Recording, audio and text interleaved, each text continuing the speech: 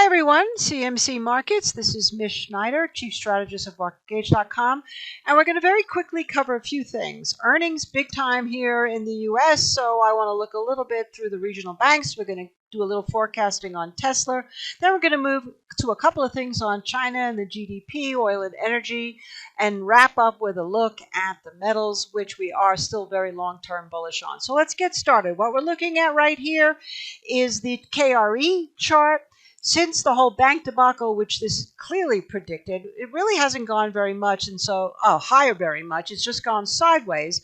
So even though we had a situation where Bank of America, JP Morgan, the big banks have done well, the pressure that we're feeling in the regional banks clearly is persisting, which could also mean that part of it has to do with commercial real estate. The numbers that have come out in the U.S. haven't been great there. But more importantly is, will this continue to be a thorn in the side for the overall equities? And I think it's extremely important to look here, because even though the indices are doing much better in the last couple of days, they're still not above their 23-month, which we've covered in former videos. But secondly, that could really change very dramatically should this break down under the most recent low that we established on March 24th at 41.28.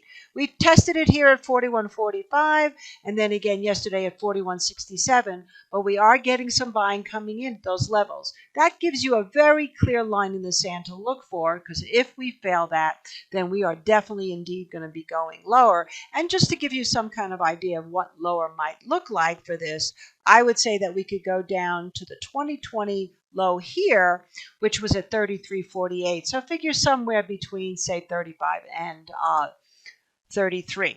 Now, I also want to take a look at Tesla. Now, this is Tesla on a weekly chart. We'll take a look at the daily chart.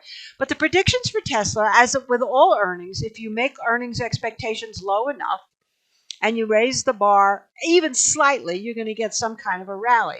However, Tesla's got some other issues. Obviously, there's been supply issues, there's been price cuts, and in terms of getting revenue, or I should say tax credits from the U.S. for an EV, Tesla's not on the list.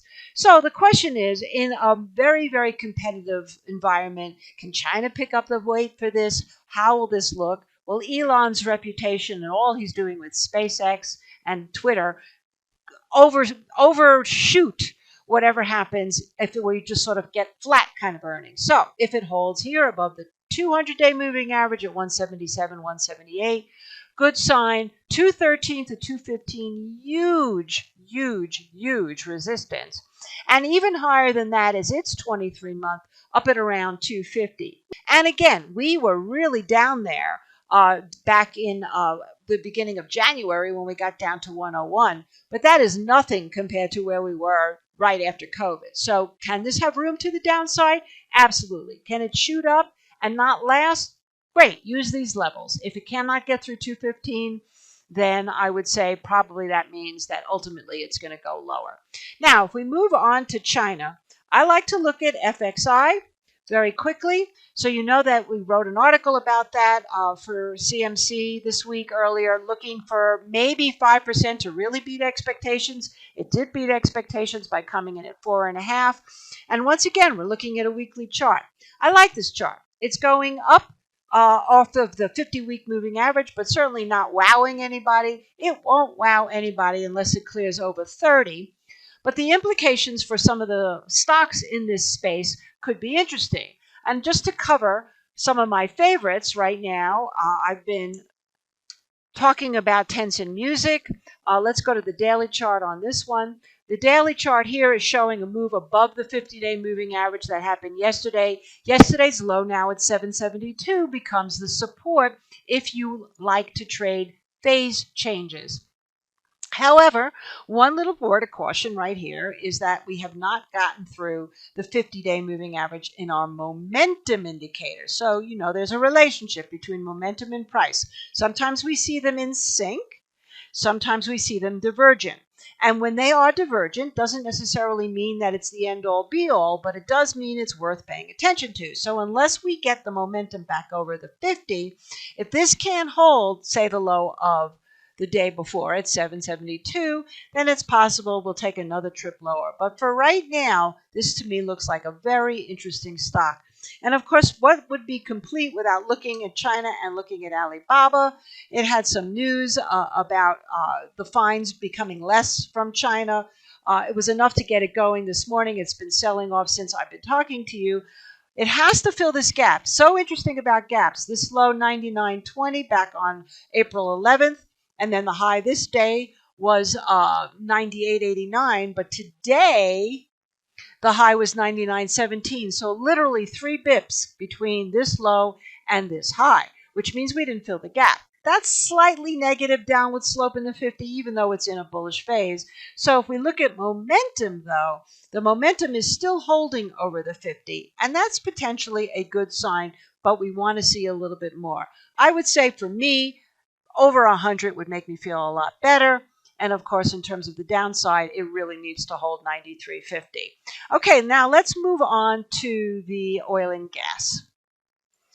So the theory is that China GDP increases, so does the price of oil. And right now, all we're seeing with WTI is A, we do not want this gap to be filled. So that would give us 75 to 76 as major support in WTIC. This is the continuous contract. This is a 50-day moving average, so we love when we see a gap above that. But it has not been able to clear back above this 200-day moving average. And I know usually I show them in blue and green. This is blue and red.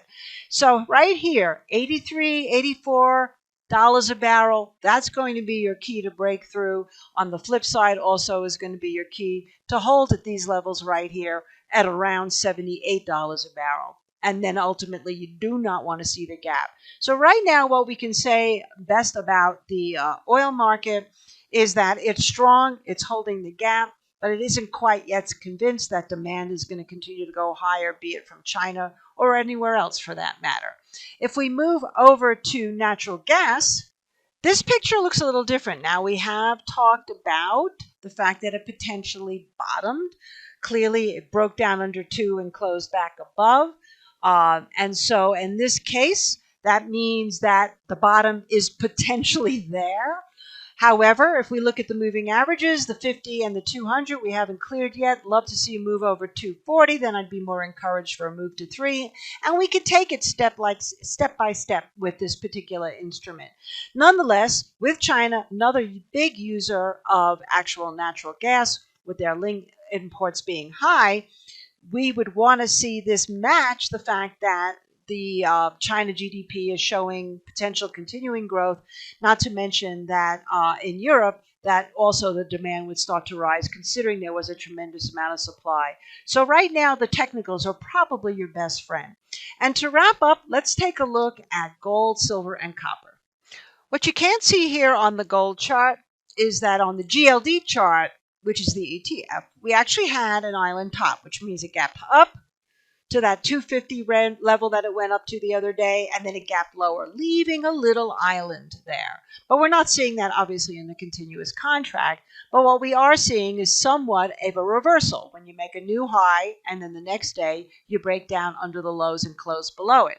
Now, if we're looking at the classic 5 to 10% move, that means we can actually see a move back down closer to 1800. That would be interesting. I don't think that will happen, but I do think it's very possible that if we break down under 2000, if we move over to silver, similar situation, although the SLV chart did not see an actual island top like we saw in GLD, it did have that same similar reversal pattern, new high, close on the lows below the low of the day before. Now, in this case, we're talking about the potential of a move back down to around 24. And the only way that would counteract that without getting involved in the chop here right in the middle would be either this move down to 24, or as I mentioned with gold, a move maybe back down to 1850, although that seems so unlikely. Or if we actually took out the high here, which is at about 2620, then that would tell you no more island top, or in gold's case, it would be at around 190 in GLD or about 2050 in terms of the gold 2050. Then we're going to go much higher. And let's wrap up with a look at copper as well. Now, in copper, these topping patterns can only really be valid if they happen after 60 days. So, considering this happened on April 17th, and the last time we were up here was in February, we're not quite at 60 days, kind of close. That's called a 60-day plus reversal. However, we have seen a little bit of reversal, but we are above the 50-day moving average here at $4. Well, a little bit lower, so figure 4.2. And overall, I kind of like this chart. I think it's just really basically having major consolidation. Of course, this will be very tied into what the Fed does with interest rates, what happens with the dollar, what happens with inflation, and what happens with housing.